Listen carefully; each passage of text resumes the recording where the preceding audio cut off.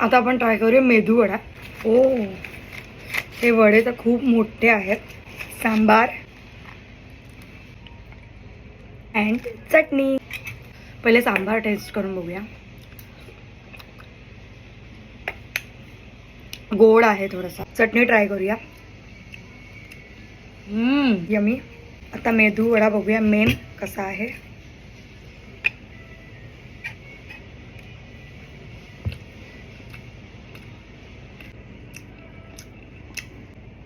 Okay okay, 8 on 10. But मसाला पाव is to yummy. त्याला तर मी 10 on 10च दिलेत.